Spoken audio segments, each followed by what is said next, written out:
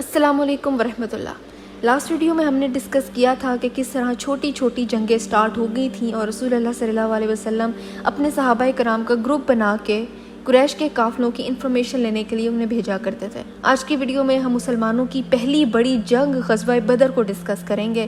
یہ important topic ہے، اس لیے آج کی ویڈیو میں ہمیں بہت ساری کنسنٹریشن چاہیے۔ جنگ بدر وہ جنگ تھی جو مسلمانوں کی ان لوگوں سے ہوئی تھی جنہوں نے 14 سال تک مسلمانوں پہ ظلم کے پہاڑ توڑے تھے، مسلمانوں کو شہید کیا تھا، انہیں فزیکل اور مینٹل ٹارچر دیا تھا، مسلمانوں کو کھانے پینے سے روکا گیا تھا، ان سے ان کی دولت چھینی، ان کے گھر چھینے، ان کے پیارے قتل کیے گئے، اور اس جنگ میں مسلمان اپنا بدلہ لینے اتر رہے تھے۔ پہلی وحی 17 رمضان کو نازل ہوئی تھی اور ٹھیک 14 سال بعد 17 رمضان کو ہی غزوہ بدر ہوئی۔ ظلم کبھی بھی ہمیشہ کے لیے قائم نہیں رہتا، کبھی نہ کبھی ظالم کو حساب دینا ہی پڑتا ہے۔ لاسٹ ویڈیو میں ہم نے دیکھا تھا کہ رسول اللہ صلی اللہ علیہ وسلم اپنے صحابہ کے ساتھ قریش کے ایک بڑے قافلے کو پکڑنے کے لیے نکلے تھے، لیکن وہاں پہنچنے پر پتہ چلا کہ وہ قافلہ جا چکا ہے، وہ نکل چکا ہے۔ اس واقعے کو ذو العشیرہ کہتے ہیں۔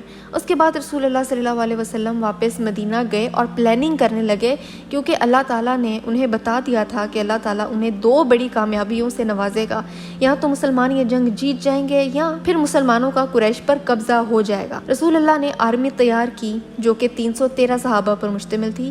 ہمیں ہمارے کورسز کی کتابوں میں پڑھایا ضرور جاتا ہے کہ جنگ بدر میں مسلمان صرف 313 تھے اور ان کے پاس چند گھوڑے تھے، چند ہی نیزے تھے۔ اسلام کی ایک کمزور سی شکل پیش کی جاتی ہے، لیکن جرت اور بہادری کا یہ نہیں بتایا جاتا کہ 313 ہونے کے باوجود، وسائل کی کمی کے باوجود، دین کی شہادت کی محبت اتنی زیادہ تھی کہ حملہ کرنے والے پہلے مسلمان ہی تھے۔ وہ کمزور نہیں تھے، وہ بیچارے نہیں تھے۔ 313 تھے لیکن سینے ایمان سے بھرے ہوئے تھے۔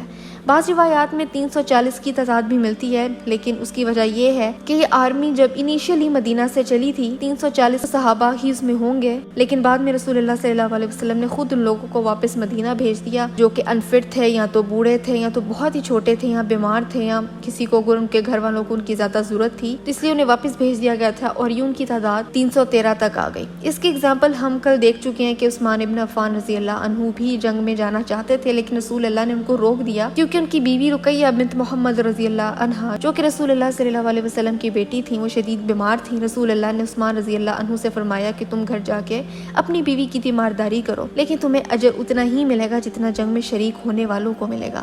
اس لیے جب بھی جنگ بدر کے صحابہ کے ناموں کی لسٹ پڑھی جاتی ہے تو اس میں عثمان رضی اللہ عنہ کا نام بھی ملتا ہے، حالانکہ وہ جنگ میں موجود نہیں تھے۔ جیسا کہ ہم نے لاسٹ ویڈیو میں دیکھا تھا کہ اس جنگ میں شامل ہونا مسلمانوں پر فرض نہیں تھا، یہ ان کے لیے ایسے ہی تھا جیسے مسلمان اکثر گروپس بنا کے جاتے تھے اور قریش کے قافلوں کی انفارمیشن لیتے تھے، اپنا سامان واپس لینے کی کوشش کرتے تھے۔ اس لیے ان کے لیے یہ بھی ایسا ہی تھا، کسی کو بھی علم نہیں تھا کہ یہ چھوٹا سا غزوہ نہیں ہوگا بلکہ ایک پوری پراپر جنگ بن جائے گی۔ اگر ان کو علم ہوتا تو مدینہ میں کوئی بھی مسلمان بیٹھا نہ رہتا، سب کے سب اس جنگ میں شامل ہوتے۔ یہ 313 صحابی مدینہ سے باہر کی جگہ بیت السقیہ پہنچے تو رسول اللہ صلی اللہ علیہ وسلم نے 2 آدمیوں کو آگے بھیجا تاکہ وہ دیکھ کے آئے کہ ابو سفیان کا قافلہ شام سے واپس کب آئے گا۔ طلحہ ابن عبید اللہ رضی اللہ عنہ اور سعید ابن زید رضی اللہ عنہ آگے گئے۔ انہوں نے ابو سفیان کے قافلے کو دیکھا اور رسول اللہ صلی اللہ علیہ وسلم کو پیغام پہنچا دیا۔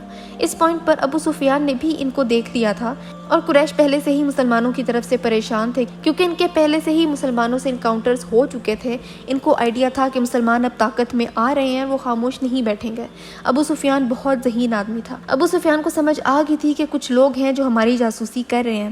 اس نے اپنے قافلے میں موجود لوگوں سے کہا کہ دیکھو ہمیں خطرہ ہو سکتا ہے، ہماری تعداد کم ہے، سب سے بہتر آپشن یہی ہے کہ ہم اپنا راستہ بدل لیں، ہم اپنا نارمل روٹ لینے کی بجائے ایک مشکل روٹ اختیار کرتے ہیں جو کہ مدینہ سے دور ہوگا، اس طرح یہ لوگ ہم تک پہنچ نہیں پائیں گے۔ اس دوران رسول اللہ صلی اللہ علیہ وسلم کو پیغام مل گیا تھا کہ ہم نے قافلہ دیکھ لیا ہے اور آپ اب آ جائیں۔ رسول اللہ نے آرمی کے ساتھ آگے بڑھنا شروع کیا۔ اس آرمی میں صرف 2 گھوڑے تھے اور ان کے گھڑ سوار تھے زبیر ابن العوام رضی اللہ عنہ اور مقداد ابن اسود رضی اللہ عنہ۔ ان کے پاس 70 اونٹ تھے جو کہ صحابہ کرام آپس میں شیئر کر رہے تھے۔ ایک وقت میں 1 سوار ہوتا تھا تو 2 چل لیتے تھے، پھر 2 سوار ہوتے تھے تو 1 چل لیتا تھا۔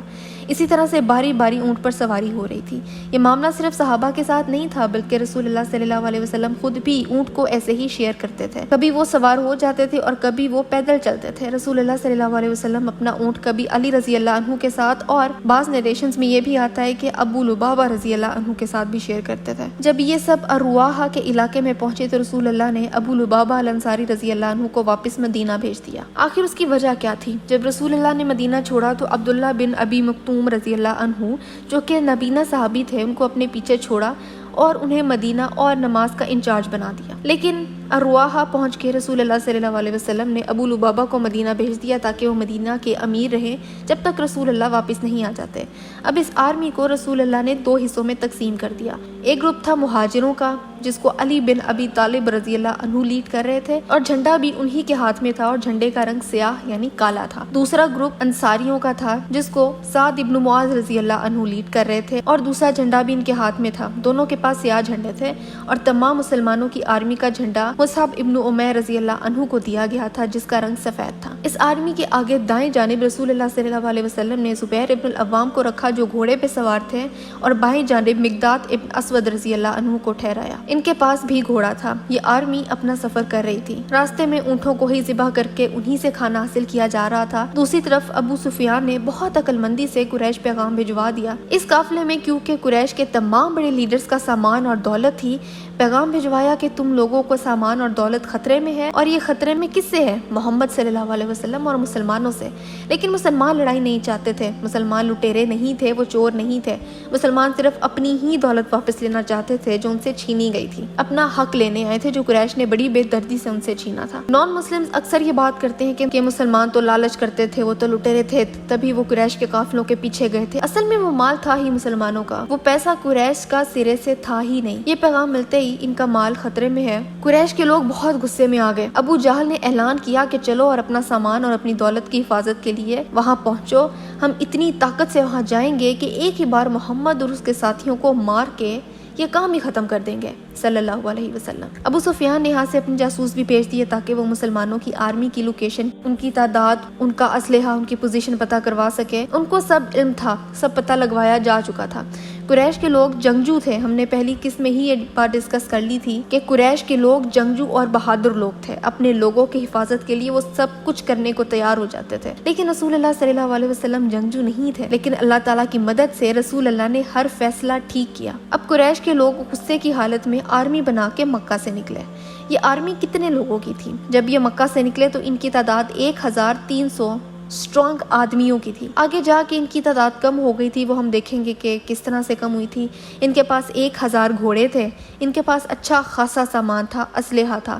ابو جہل بہت زیادہ ایکسائٹڈ تھا کہ ہم بدر جائیں گے، وہاں پہ کیمپ لگائیں گے، وہاں اپنے ساتھ ہم جوان لڑکیاں لے کے جائیں گے، الکوہول شراب لے کے جائیں گے، وہاں پکنک منائیں گے، پارٹی کریں گے اور ان لوگوں کا انتظار کریں گے اور جب مسلمان وہاں آئیں گے تو ہم ان کو مار دیں گے اور یہ قصہ ختم ہو جائے گا۔ ان کے لیے یہ سیر و تفریحی تھی کیونکہ ان کے نزدیک یہ جنگ سپر پاور کی اور ایک چھوٹی سی حقیر کی آرمی کے درمیان تھی جس کو وہ چٹکی بجا کے ختم کر دیں گے۔ جب ابو سفیان اپنا قافلہ لے کے ایک محفوظ مقام پر پہنچا تو قریش کو ایک اور پیغام بھجوایا کہ تمہارا سامان اب محفوظ ہے، تم لوگ واپس چلے جاؤ، اب مال و دولت حفاظت سے مکہ آ جائے گی۔ یہ پیغام ملنے کے بعد قریش کو واپس چلے جانا چاہیے تھا کہ ٹھیک ہے ہمارا مال محفوظ ہے، واپس چلتے ہیں، پر نہیں، ان میں غرور تھا کہ نہیں ہم تو مسلمانوں کو ختم کر کے ہی جائیں گے۔ ابو جہل نے کہا کہ نہیں ہم نہیں جائیں گے واپس، ہم لڑیں گے، لیکن آرمی میں سے کچھ لوگوں نے کہا کہ نہیں اب لڑائی کا فائدہ نہیں ہے، ہم واپس چلے جاتے ہیں۔ کچھ لوگ اس میں سے واپس چلے گئے اور اس طرح ان کی تعداد کم ہو گئی۔ ان میں سے بنو زہرہ واپس چلی گئی تھی۔ قریش کے تمام بڑے لیڈرز اس آرمی میں موجود تھے سوائے ابو لہب کے۔ ابو لہب بہت زیادہ بیمار پڑ گیا تھا، اس لیے اس نے اپنی جگہ باقی اپنے رشتہ داروں کو بھیج دیا تھا۔ قریش میں سے بنو عادی ایسا قبیلہ تھا جس نے سرے سے ہی جنگ میں حصہ نہیں لیا تھا اور بنو زہرہ واپس چلے گئے تھے۔ ابو لہب تھا ہی نہیں، بنو عادی بھی قریش میں ہی تھا۔ ابو جہل جب بدر کے قریب پہنچا تو اس وقت جنگ کا بھوت اس پر سوار ہو چکا تھا، لیکن یہاں سے مسلمان اور رسول اللہ صلی اللہ علیہ وسلم جنگ کے لیے تو نہیں آئے تھے، وہ تو صرف ابو سفیان کے قافلے کو حاصل کرنا چاہتے تھے۔ لیکن اب رسول اللہ نے جب حالات دیکھے تو اپنے صحابہ سے مشورہ کیا کہ ہمیں کیا کرنا چاہیے، کیا ہمیں لڑنا چاہیے؟ جب مشورے پہ جن لوگوں نے یہ مشورہ دیا تھا کہ نہیں ہمیں ان سے نہیں لڑنا چاہیے، ہمیں واپس چلے جانا چاہیے، تو وہ اس لیے تھا کہ دیکھیں ہم تو جنگ کے لیے آئے ہی نہیں تھے، ہمارے پاس ہمارا پراپر اسلحہ نہیں ہے، ہم آرمڈ نہیں ہیں، ہر کسی کے پاس بس تلوار ہے اور لمیٹڈ تعداد میں ہمارے پاس تیر کمان ہے۔ اگر ہم جنگ کے لیے آئے ہوتے تو سامان سے لدے ہوئے آتے. ہم تو چند لوگوں کو ہی مائنڈ میں رکھ کے یہاں آئے تھے جو کہ قافلے میں موجود تھے. ہم کیسے اچانک سپر پاور سے لڑیں گے؟ لیکن مقداد ابن اسود رضی اللہ عنہ جو گھوڑے پر سوار تھے انہوں نے کہا کہ یا رسول اللہ، ہم آپ کو وہ جواب نہیں دیں گے جو بنی اسرائیل نے موسیٰ علیہ السلام کو دیا تھا کہ آپ اور آپ کا رب جا کے لڑائی کریں، ہم یہاں انتظار کریں گے. اس واقعے کا ذکر سورہ المائدہ کی آیت نمبر 24 میں ہوا ہے. لیکن انہوں نے پھر یہی کہا کہ اے موسیٰ، ہم تو وہاں کبھی نہ جائیں گے جب تک وہ وہاں موجود ہیں، بس تم اور تمہارا رب دونوں جا کے لڑاؤ، ہم یہیں بیٹھیں گے. مقداد ابن اسود نے کہا کہ ہم آپ کو وہ جواب نہیں دیں گے جو بنی اسرائیل نے موسیٰ علیہ السلام کو دیا تھا، ہم آپ کے ساتھ آگے جائیں گے اور لڑیں گے، فیصلہ آپ کا ہے، آپ جو کہیں گے وہی ہوگا. رسول اللہ صحابہ سے مشورہ کیوں لے رہے تھے؟ یہ ضروری تھا. جن جنگجوؤں نے جنگ لڑنی تھی ان سے مشورہ ضروری تھا. رسول اللہ نے انصار سے پوچھا کہ ہم بدر کی جانب جائیں گے، کیا تم جنگ میں حصہ لوگے؟ سعد بن معاذ رضی اللہ عنہ جو اوس کے لیڈر تھے کہنے لگے کہ یا رسول اللہ، آپ ہمارے لیڈر ہیں، ہم نے آپ کے میسج کو قبول کیا ہے، آپ جو کہیں گے وہی ہوگا، ہم آپ کا ہر حکم مانیں گے. اس سے باقیوں کے حوصلے بھی بلند ہو گئے. اگر رسول اللہ کی آرمی پہلے ہی ابو سفیان کے قافلے کو پکڑ لیتی تو وہاں انہیں کامیابی ہی ملتی، لیکن اللہ تعالیٰ کا پلان کچھ اور تھا. اس بارے میں اللہ تعالیٰ نے قرآن میں سورہ انفال کی آیت 42 میں فرمایا کہ جو کچھ پیش آیا وہ اس لیے تھا کہ جس بات کا فیصلہ اللہ کر چکا تھا اسے ظہور میں لے آئے. اس کے علاوہ سورہ انفال کی آیت 7 میں اللہ تعالیٰ نے فرمایا یاد کرو وہ موقع جب اللہ تم سے وعدہ کر رہا تھا کہ دونوں گروہوں میں سے ایک تمہیں مل جائے گا، تم چاہتے تھے کہ کمزور گروہ تمہیں ملے، مگر اللہ کا ارادہ یہ تھا کہ اپنے ارشادات حق کو حق کر دکھائے اور کافروں کی جڑ کاٹ دے. اس مشورے کے بعد اللہ تعالیٰ کا حکم آ گیا کہ جنگ کے لیے بدر چلو. مسلمانوں کے مورال بہت ہائی تھے. رسول اللہ صلی اللہ علیہ وسلم اپنی آرمی کو لے کے ایک جگہ پہنچے جہاں آرمی نے کیمپ ڈال دیا. رسول اللہ نے ابو بکر رضی اللہ عنہ کو لیا تاکہ جا کے پتہ کیا جا سکے کہ وہ لوگ کتنی تعداد میں ہیں اور ان کے پاس کس طرح کا اسلحہ ہے. اصل میں مسلمانوں کو قریش کی ایگزیکٹ لوکیشن کا پتہ ہی نہیں تھا. چلتے چلتے انہیں دو بدوین آدمی نظر آئے جو صحرا میں پھر رہے تھے. رسول اللہ اور ابو بکر رضی اللہ عنہ ان کے پاس گئے اور ان سے پوچھا کہ مسلمان کہاں ہیں. یہ جنگ کی سچویشن کی ذہانت اور وزڈم تھی. مسلمان ان سے پوچھ رہے ہیں کہ مسلمان کہاں ہیں. ان دونوں نے کہا کہ تم دونوں کہاں سے آئے ہو؟ رسول اللہ صلی اللہ علیہ وسلم نے کہا کہ پہلے ہمیں بتاؤ مسلمان کہاں ہیں، پھر ہم بتائیں گے کہ ہم کہاں سے آئے ہیں. ان دونوں نے کہا کہ مسلمان فلان دن کو مدینہ سے نکلے تھے، پھر یہاں وہاں پڑاؤ ڈالا تھا اور اس حساب سے اس وقت وہ اس لوکیشن پر ہوں گے. اور یہ جو کچھ بھی انہوں نے بتایا تھا وہ بہت ایکوریٹ تھا. مسلمان واقعی اس وقت وہیں پہ کیمپ ڈالے ہوئے تھے. رسول اللہ صلی اللہ علیہ وسلم اور ابو بکر رضی اللہ عنہ نے کہا کہ اچھا واقعی ایسا ہے، اب یہ بتاؤ کہ مکہ والے کہاں ہوں گے. تو انہوں نے کہا کہ قریش کے لوگ اس دن مدینہ سے نکلے تھے، وہ یہاں گئے تھے، وہاں رکے تھے، یہاں سے ہوتے ہوئے اب وہ فلاں جگہ پر ہوں گے، اور جو جگہ وہ بتا رہے تھے وہ یہاں سے زیادہ دور نہیں تھی. یہ بتانے کے بعد ان دونوں نے رسول اللہ سے پوچھا کہ آپ کہاں سے آئے ہیں. رسول اللہ صلی اللہ علیہ وسلم نے فرمایا ہمارا تعلق پانی سے ہے. سبحان اللہ، بات تو بالکل ٹھیک ہے کہ ہم سب پانی سے ہی بنے ہیں، ہمارا تعلق پانی سے ہی ہے. یہ کہہ کہ رسول اللہ اور ابو بکر رضی اللہ عنہ جلدی سے واپس چلے گئے. رسول اللہ کی ایک عادت تھی کہ وہ کبھی بھی اپنے لوگوں کو پریشان یا ایکسائٹڈ نہیں کرتے تھے. انہیں معاملے کی نزاکت کا اندازہ تھا، لیکن وہ اپنی آرمی کو کام رکھے ہوئے تھے. رسول اللہ صلی اللہ علیہ وسلم آرمی کے پاس واپس گئے اور ان کو انسٹرکشنز دینے لگے اور سب آگے بڑھنے کی تیاری کرنے لگے. اور اس دوران رسول اللہ نے مزید لوگ آگے بھیجے تاکہ وہ اور بھی انفارمیشن حاصل کر سکیں. جن لوگوں کو آگے بھیجا تھا ان میں علی بن ابی طالب رضی اللہ عنہ، زبیر بن العوام رضی اللہ عنہ، بعض نریشنز کے مطابق سعد بن ابی وقاص رضی اللہ عنہ بھی ساتھ تھے. یہ لوگ شام کے وقت ماء البدر کے مقام پر پہنچے. بدر کا وہ علاقہ جہاں پانی تھا. بدر کے ایریا میں بہت کم جگہ ایسی تھی جہاں پر پانی موجود تھا. ایک جگہ پانی مسلمانوں کے قریب موجود تھا اور دوسرا مقام ذرا دور تھا. جب اس مقام پر یہ تینوں پہنچے تو انہوں نے دیکھا کہ دو لڑکے وہاں سے پانی بھر رہے ہیں تاکہ قریش کے لوگوں کے لیے لے کے جا سکیں. ان تینوں نے ان دونوں کو پکڑ لیا اور رسول اللہ کے پاس لے آئے. ان لڑکوں سے سوال کیے گئے لیکن یہ یہاں وہاں کی باتیں کرتے رہے. ان سے پوچھا گیا کہ دیکھو ہمیں بتاؤ قریش اس وقت کہاں ہے. ان لڑکوں نے کہا کہ یہاں وادی کی دوسری طرف جہاں وہ بتا رہے تھے وہ جگہ بہت زیادہ قریب تھی. ان سے پوچھا کہ کتنے لوگ ہیں ان کے پاس. لڑکوں نے کہا کہ ہمیں نہیں پتا کتنے ہیں. رسول اللہ نے پوچھا کہ ایک دن میں کتنے اونٹ ذبح کرتے ہیں وہ کھانے کے لیے. ان لڑکوں نے کہا کہ ایک دن میں 9 اونٹ یا ایک دن میں 10 اونٹ. رسول اللہ صلی اللہ علیہ وسلم نے اپنے صحابہ کو دیکھا اور فرمایا کہ اس کا مطلب ہے کہ وہ لوگ 900 سے 1000 کے درمیان ہیں. سبحان اللہ، کیونکہ ایک اونٹ سے 10 آدمی کھا لیتے ہیں اور یہاں سے رسول اللہ نے حساب لگایا کہ 10 اونٹ ذبح ہوتے ہیں تو 1000 آدمی ہوں گے. رسول اللہ نے پوچھا کہ قریش میں سے کون کون آیا ہے. انہوں نے کہا کہ سب بڑے لیڈرز آئے ہیں. ابو جہل وہاں ہے، امیہ بن خلف، عتبہ بن ربیعہ، سارے بڑے بڑے لوگ وہاں آئے ہوئے ہیں۔ رسول اللہ نے اپنے صحابہ کی طرف دیکھا اور کہا کہ اللہ قریش کو تمہارے پاس ان کے لیڈر سمیت لے کے آیا ہے۔ یہ وہی لوگ ہیں جنہوں نے ہم پر ظلم کیا، آج وہی لوگ خود چل کے ہمارے پاس آئے ہیں۔ مسلمان 313 تھے اور قریش 1000 سے بھی زیادہ کی تعداد میں تھے، پوری تیاری کے ساتھ وہاں موجود تھے۔ اللہ کی مدد کے بغیر کچھ بھی نہیں ہو سکتا تھا۔ اس طرف ابو جہل نے کہا کہ وہ 3 راتوں تک بدر پر کیمپ ڈالے رکھے گا، پکنک کرے گا، مزے کرے گا، اور اس نے یہی کیا۔ اپنے ساتھ وہ عورتیں لے کے آیا تھا جن کے ساتھ زنا بھی ہو رہا تھا اور شرابیں بھی پی جا رہی تھیں، ناچ گانا بھی چل رہا تھا۔ رسول اللہ کو جب معلوم ہوا کہ یہ لوگ بہت قریب ہیں تو انہوں نے اپنے صحابہ کو انسٹرکشنز دی ہے کہ اپنے اونٹ کے گلوں میں سے بندھی ہوئی گھنٹیاں اتار دو۔ تب اونٹوں کے گلوں میں گھنٹیاں باندھی جاتی تھیں تاکہ اگر کبھی کوئی اونٹ کھو جائے تو اس کی تلاش کی جائے تو اس کی گھنٹی کی آواز سے اس کو ڈھونڈ لیا جائے، اور اگر گھنٹیاں اونٹوں کے گلوں میں رہنے دی جاتی تو قریب پہنچنے پر ان کی آواز سے قریش کے لوگ الرٹ ہو جاتے۔ دوسرا حکم رسول اللہ نے یہ دیا کہ ہم اب آگے بڑھیں گے، لیکن یہ نہیں بتایا کہ کتنا آگے بڑھیں گے، کہاں جائیں گے۔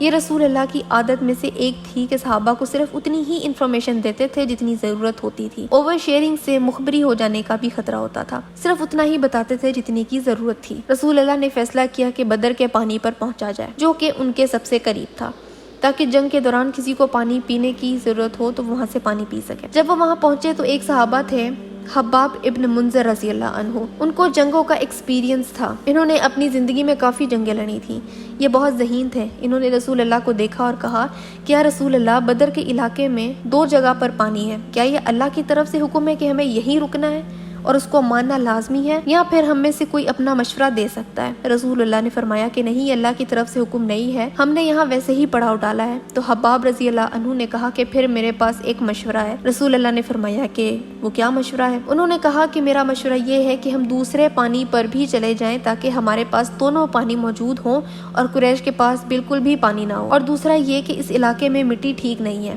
اگر بارش ہو گئی تو ہمارے گھوڑے اس پر صحیح سے چل نہیں پائیں گے، جبکہ دوسرے پانی کے علاقے میں ریت موجود ہے، اگر بارش ہوئی بھی تو ہم ریت پر چلنے کے قابل ہوں گے۔ رسول اللہ نے فوراً اس مشورے کو پسند کیا اور آرمی کے ساتھ دوسرے پانی پر چلے گئے، اور اس طرح انہوں نے بدر کے سارے پانی پر کنٹرول سنبھال لیا۔ دوسری طرف جنگ کی شام کو ابو جہل عیاشی میں مصروف تھا، اس کو پکا یقین تھا کہ یہ جنگ وہی جیتیں گے کیونکہ وہ سپر پاور تھے، آرمی کے ساتھ تیاری کے ساتھ آئے تھے، اسی لیے وہ ریلیکس ہو کے الکوہل کنزیوم کیے جا رہے تھے، اور یہی شراب نوشی تھی جس کی وجہ سے اللہ تعالیٰ نے ان کو ان کا زوال دکھایا، ان کو منہ کے بل نیچے گرایا۔ اور دوسری طرف مسلمان تھے جو کہ اللہ تعالیٰ سے دعائیں کر رہے تھے، مدد مانگ رہے تھے، اللہ کی عبادت کر رہے تھے، اللہ تعالیٰ کے رحم کے طلبگار تھے۔ سعد ابن معاذ رضی اللہ عنہ نے کہا کہ یا رسول اللہ، ہمیں ایک ہیڈ کوارٹر تعمیر کرنے دیں۔ انہوں نے مل کے رسول اللہ کے لیے ایک کمرہ تعمیر کیا جہاں سے انسٹرکشنز ڈسکس کیے جاتے تھے۔ آج بھی بدر کے مقام پر ایک مسجد موجود ہے جس کو مسجد العریش کہا جاتا ہے، یہ وہی جگہ ہے جو کہ جنگ بدر میں as a headquarter use ہوئی تھی۔ رسول اللہ وہاں پر جنگ کے دوران فیصلے کرتے تھے اور پھر باہر کے باقی صحابہ کے ساتھ مل کے جنگ بھی لڑتے تھے۔ یہ ایک چھوٹی سی جگہ تھی، مسلمان وہاں کافی دنوں تک رہے، جنگ ختم ہونے کے بعد بھی 3 دن تک وہاں کیمپ لگائی رکھا۔ صحابہ نے جلدی سے ایک کمرہ تعمیر کیا۔ سعد ابن معاذ رضی اللہ عنہ باہر کھڑے اس بات کو یقینی بنائے ہوئے تھے کہ رسول اللہ اور ابو بکر رضی اللہ عنہ کے علاوہ کوئی بھی اس کمرے میں نہ جا سکے۔ اسی دوران اللہ تعالیٰ نے مسلمانوں کو ایک تحفے سے نوازا۔ سورہ انفال کی آیت نمبر 11 میں اللہ تعالیٰ نے فرمایا، اور وہ وقت جبکہ اللہ اپنی طرف سے غنودگی کی شکل میں تم پر اطمینان اور بے خوفی کی کیفیت طاری کر رہا تھا، اور آسمان سے تمہاری طرف پانی برسا رہا تھا تاکہ تمہیں پاک کر دے اور تم سے شیطان کی ڈالی ہوئی نجاست دور کرے اور تمہاری ہمت بڑھائے اور اس کے ذریعے سے تمہارے قدم جما دے۔ اللہ تعالیٰ نے ان پر نیند طاری کر دی تھی۔ عام حالت میں جب کوئی جنگ لڑنے جا رہا ہو تو وہ الرٹ رہتا ہے کہ دشمن کبھی بھی آ سکتا ہے، لیکن یہاں پہ اطمینان قلب اور سکون کی یہ حالت تھی کہ اللہ نے نیند طاری کر دی، اچھی خاصی نیند پوری کروا دی تاکہ مسلمان فریش ہو کے اٹھ سکیں، ان پر جاگنے کی وجہ سے اور سفر کی وجہ سے تھکن دور ہو جائے۔ اس کے علاوہ بارش بھی برسائی، اتنی برسائی کہ پوری وادی پانی سے بھر گئی، اور حباب رضی اللہ عنہ نے ٹھیک مشورہ دیا تھا، بارش کی وجہ سے اس علاقے میں ریت ہونے کی وجہ سے گھوڑے آسانی سے بھاگ سکتے تھے، جبکہ دوسرے پانی کے علاقے میں بارش کی وجہ سے سب مٹی اور دلدل میں تبدیل ہو گئی تھی۔ قریش جہاں پڑاؤ ڈال کے بیٹھے تھے وہاں یہی ہوا تھا کہ بارش کی وجہ سے ان کے گھوڑے ہل بھی نہیں پا رہے تھے، ان کے پاس پینے کے لیے بھی پانی نہیں تھا اور اب گھوڑے بھی چلنے کے قابل نہیں تھے۔ مسلمانوں کو نہ صرف نیند بلکہ بارش سے بھی بہت زیادہ فائدہ ہوا، اب وہ انرجیٹک تھے اور لڑائی کا انتظار کر رہے تھے۔ اس کے علاوہ رسول اللہ نے خواب دیکھا، اللہ تعالیٰ نے خواب میں قریش کی آرمی کو بہت کم تعداد میں دکھایا۔ اللہ تعالیٰ نے سورہ انفال میں ہی آیت نمبر 43 میں فرمایا، اور یاد کرو وہ وقت، اے نبی، خدا ان کو تمہارے خواب میں تھوڑا دکھا رہا تھا۔ اگر کہیں وہ ان کی تعداد تمہیں زیادہ دکھا دیتا تو ضرور تم لوگ ہمت ہار جاتے اور لڑائی کے معاملے میں تم لوگ جھگڑنا شروع کر دیتے، لیکن اللہ نے ہی اس سے تمہیں بچایا، یقیناً وہ سینوں کا حال تک جانتا ہے۔ دوسری طرف قریش میں سے بھی ایک آدمی کو خواب آیا، اس کا نام جوہیم ابن سلت تھا۔ اس کو بھی اللہ تعالیٰ نے خواب دکھایا کہ ایک آدمی اس کے پاس گھوڑے پر آیا اور اس کے پاس ایک اونٹ ہے۔ وہ اس کو کہتا ہے کہ ابو جہل کا قتل ہو چکا ہے، امیہ ابن خلف کو مار دیا گیا ہے، عتبہ بن ربیعہ قتل ہو چکا ہے۔ یہ نیند سے جاگا تو ابو جہل کے پاس گیا اور کہا کہ میں نے یہ خواب دیکھا ہے کہ ایک آدمی مجھے بتاتا ہے کہ تم اور باقی لیڈر قتل ہو چکے ہیں۔ یہ سن کے ابو جہل ہنسا، ظاہر ہے وہ شرابیں پی پی کے ڈرنک تھا، نشے میں تھا، اس کو سمجھ ہی نہیں آئی کہ اگلا بندہ اس کو کیا کہہ رہا ہے۔ وہ کہنے لگا کہ تم ہوتے کون ہو یہ کہنے والے، کل صبح تم دیکھنا کہ کون جیتتا ہے۔ دوسری طرف رسول اللہ صلی اللہ علیہ وسلم دوسرے دن اپنے صحابہ کو انسٹرکشنز دینے لگے، انہیں اسٹریٹجی بتانے لگے، انہیں ایڈوائس دی اور حکم دیا کہ جنگ کے دوران ڈسپلن میں رہنا ہے اور کمانڈر کے انسٹرکشنز کو سننا ہے، جو کہ رسول اللہ صلی اللہ علیہ وسلم ہی تھے۔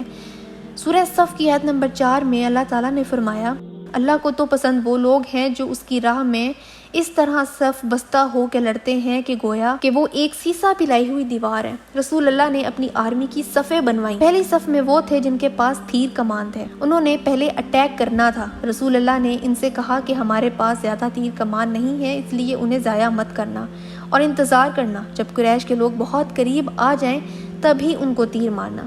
دوسری صف میں وہ تھے جن کے پاس تلواریں تھیں۔ رسول اللہ نے ان سے کہا کہ اپنی تلواریں میان سے نہ نکالنا، جب وہ بالکل قریب آ جائیں تبھی تلواروں کو نکالنا۔ گھڑ سواروں کے لیے کوئی انسٹرکشنز نہیں تھے، وہ تو تھے ہی صرف 2۔ رسول اللہ صلی اللہ علیہ وسلم نے اللہ سے دعا کی جس کو اللہ تعالیٰ نے قبول کیا۔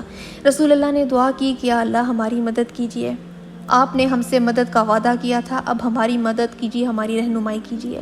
اللہ تعالیٰ نے سورہ انفال کی آیت نمبر 9 میں فرمایا، اور وہ موقع یاد کرو کہ تم اپنے رب سے فریاد کر رہے تھے، جواب میں اس نے فرمایا کہ میں تمہاری مدد کے لیے پے در پے 1000 فرشتے بھیج رہا ہوں۔ اس جنگ میں اللہ تعالیٰ نے مسلمانوں کی پہلے نیند سے، پھر بارش سے اور پھر 1000 فرشتوں سے مدد کی۔ اس جنگ میں فرشتوں نے بھی حصہ لیا تھا۔ جنگ کا وقت ہو گیا، قریش اپنی آرمی لے کے مسلمانوں کے سامنے آ گیا۔ قریش نے یہاں پہ ایک عجیب سی چیز دیکھی کہ مسلمانوں کی آرمی کی تو صفیں بنی ہوئی ہیں، بالکل سیدھی لائنز، ایسے جیسے کہ وہ نماز کے لیے کھڑے ہوں۔ رسول اللہ صلی اللہ علیہ وسلم نے خود تیر سے صفیں سیدھی کروائی تھیں۔ قریش دیکھ کے حیران تھے، ان کے لیے بڑی عجیب سی چیز تھی۔ تب جنگ اس طرح شروع ہوتی تھی کہ دونوں طرف سے ایک ایک بندے کی تلوار بازی ہوتی تھی، اور جب وہ تلوار بازی ختم ہوتی تھی تو پراپر جنگ شروع ہوتی تھی۔ قریش نے اپنے 3 بندے سلیکٹ کیے اور مقابلے کے لیے میدان میں بھیجے۔ رسول اللہ صلی اللہ علیہ وسلم نے اپنے صحابہ میں سے 3 صحابہ کو چنا جو کہ ان تینوں سے تلوار بازی کرتے ہیں۔ قریش نے عتبہ بن ربیعہ، شیبہ ابن ربیعہ اور الولید ابن عتبہ کو چنا، اور مسلمانوں کی طرف سے حمزہ رضی اللہ عنہ، علی بن ابی طالب رضی اللہ عنہ اور عبیدہ ابن حارث رضی اللہ عنہ آ گیا ہے۔ ان 6 لوگوں کی آپس میں تلوار بازی ہوئی۔ دونوں آرمیز نے انتظار کیا کہ یہ تلوار بازی ختم ہو اور جنگ شروع ہو۔ اس تلوار بازی میں حمزہ رضی اللہ عنہ نے ایک ہی جھٹکے میں شیبہ ابن ربیعہ کو قتل کر دیا۔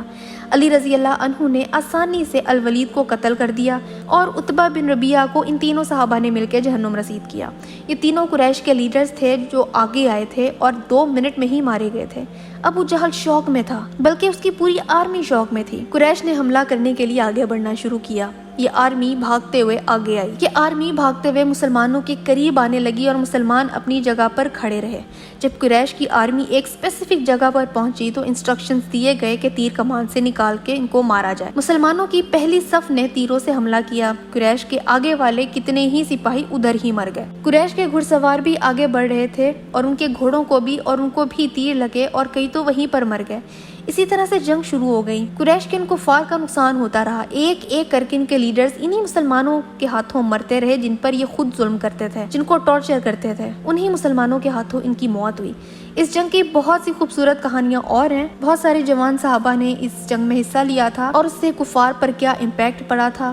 یہاں پر اس ویڈیو کو اسی سسپنس پر ختم کرتے ہیں کہ جنگ ابھی شروع ہوئی ہے اور جنگ میں کیا کیا واقعات ہوئے ہیں، کون کون کس کے ہاتھوں مرا، ابو جہل کو کس نے مارا، یہ سب کچھ ہم اگلی ویڈیو میں انشاءاللہ دیکھیں گے۔ اس باقی کی جنگ ہم اگلی ویڈیو میں ڈسکس کریں گے۔ ابھی تو جنگ شروع ہوئی ہے، آگے کیا کیا ہوگا یہ ہم دیکھیں گے اگلی ویڈیو میں، تو اگلی ویڈیو کا انتظار کیجیے گا۔ السلام علیکم ورحمۃ اللہ۔